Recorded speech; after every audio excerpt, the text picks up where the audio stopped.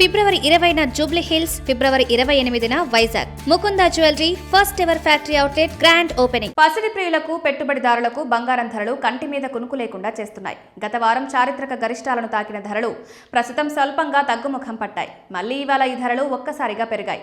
మొన్నటి వరకు కనిపించిన తగ్గుదల తాత్కాలికమేనని, భవిష్యత్తులో బంగారం ధరలు ఊహించని రీతిలో పెరగనున్నాయని అంతర్జాతీయ ఇన్వెస్ట్మెంట్ బ్యాంకింగ్ దిగ్గజం జేపీ మార్గన్ షాకింగ్ అంచనాలను వెల్లడించింది. ప్రస్తుత మార్కెట్ అస్థిరతను విశ్లేషించిన జేపీ మార్గన్ 2026 చివరి నాటికి అంతర్జాతీయ మార్కెట్లో బంగారం ధర ఔన్సుకు $6,300 చేరుకుంటుందని అంచనా వేసింది.